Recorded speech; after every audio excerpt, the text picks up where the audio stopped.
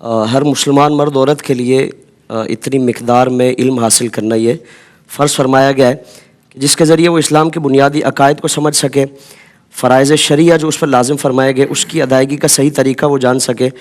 اور جائز و ناجائز، حلال و حرام جو اس کی زندگی میں پیش آمدہ مسائل ہے اس سے متعلق وہ جان سکے۔ اسی سے متعلق آپ صلی اللہ تعالیٰ علیہ وآلہ وسلم کی حدیث مبارکہ ہے، طلب العلم فریضۃ علی کل مسلم، علم حاصل کرنا ہر مسلمان مرد عورت پر فرض ہے۔ ہر مسلمان کے لیے 8 سالہ درس نظامی کرنا یہ لازم نہیں ہے، وہ پورے معاشرے میں سے چند افراد اگر کر لے جو معاشرے کی اصلاح کے لیے اپنا کردار ادا کرے، لیکن یہ فرض جو علوم فرمائے گئے جس کی تحصیل لازم فرمائی گئی، یہ بحیثیت مسلم ہر مسلمان مرد عورت پر لازم فرمایا گیا۔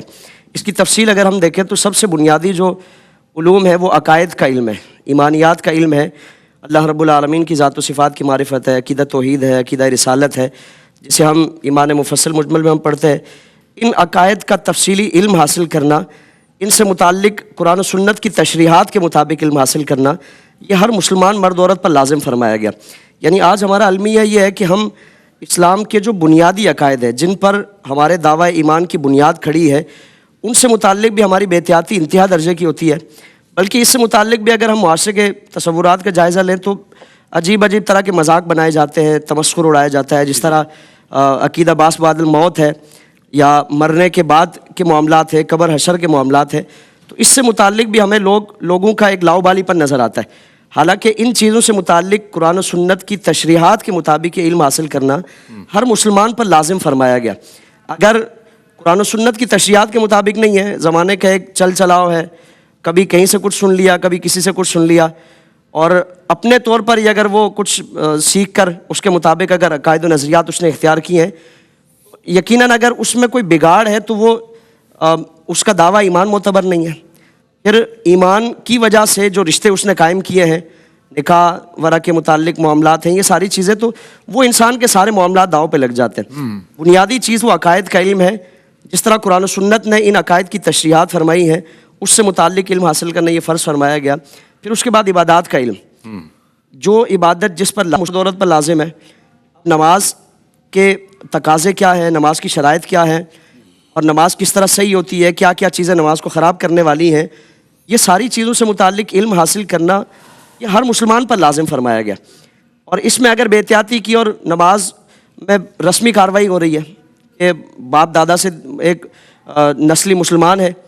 اور زمانے میں لوگوں کو دیکھ کر، معاشرے میں لوگوں کو دیکھ کر نمازیں پڑھ رہا ہے، اس سے متعلق احتیاط نہیں ہے کہ نماز پڑھی کیسے جائے، نماز میں کیا پڑھنا ہے، کس طرح پڑھنا ہے، اور باقی اس طرح جو اسلام کے بنیادی ارکان ہیں، روزہ ہے، زکوٰۃ ہے، حج ہے، اگر ان چیزوں کو سیکھ کر عمل نہیں کیا جائے گا اور اس میں اگر کوئی خرابی ہے تو یہ نہ دنیا میں کوئی عذر قابل قبول ہے، یعنی لا علمی کوئی عذر نہیں ہے کہ اگر اللہ کی بارگاہ میں خدا نخواستہ اس کیفیت میں پیش ہوا، پوری زندگی محض اٹھک بیٹھک تھی، اس کے علاوہ کچھ نہیں تھا، تو وہ لا علمی نہ دنیا کے معاملات میں قابل قبول ہے اور نہ آخرت میں اللہ کی بارگاہ میں یہ عذر قابل قبول ہوگا۔ تو ان چیزوں سے متعلق علم حاصل کرنا، حضور آپ صلی اللہ علیہ وسلم مسجد نبوی میں تشریف فرما ہے، ایک کونے میں ایک شخص نے آ کے نماز پڑھی، حضور کی بارگاہ میں آئے، سلام عرض کیا، حضور نے سلام کا جواب دے کر فرمایا کہ واپس جاؤ نماز پڑھو۔ تیسری مرتبہ جب حضور نے فرمایا تو عرض کیا رسول اللہ میں کیسے پڑھوں، آپ کچھ تعلیم فرما دیں۔ باقاعدہ تفصیلی طریقہ آپ صلی اللہ علیہ وسلم نے نماز سے متعلق سکھایا۔ تو نماز ہو، زکوٰۃ ہو، حج ہے، روزہ ہے، اس پر جو عبادت لازم ہو رہی ہے اس سے متعلق صحیح طریقہ یہ جاننا اس سے متعلق لازم فرمایا گیا ہے۔ اور پھر تیسری چیز معاملات، یعنی اپنی روزمرہ زندگی سے متعلق یا اپنی پیشہ ورانہ جو اس کے معاملات ہیں اس سے متعلق علم حاصل کرنا، صحیح غلط کا، جائز ناجائز و حلال و حرام کا لازم فرمایا گیا ہے۔ جس طرح اگر کوئی شخص کاروبار کرتا ہے تو کاروبار کیسے کیا جائے، آج تو ہر ایک کی خواہش ہوتی ہے کہ بچے کو کاروبار سیٹ کر کے دے دے، اب وہ کاروبار کیسے کرنا ہے اس نے، ہمارے ہاں معیار یہ ہے کہ بھائی 1,00,000 کے 2,00,000 کر دے، ہو کے 4 کر دے، یہ ہمارے معیار کامیابی کا بنا ہوا ہے۔ اگر اس کی عمارت وہ دین کے اصول اس پر ہم نے کھڑی کی ہے تو کتنا بھی وہ کما لے اس میں حلال و حرام کا وہ امتیاز رہے گا، فرق رہے گا۔ ہم سیدنا عمر فاروق رضی اللہ تعالیٰ عنہ آپ کا زمانہ دیکھیں نا، آپ تو کوڑا لے کے نکلتے تھے کہ اگر کسی کو تجارت سے متعلق مسائل نہیں یاد ہے تو فرمایا کہ وہ ہمارے بازاروں کا رخ نہ کرے، یعنی اگر وہ شرعی طریقے کے مطابق کاروبار نہیں کرے گا، اس کو نہیں پتا کہ ملاوٹ کا شرعی حکم کیا ہے،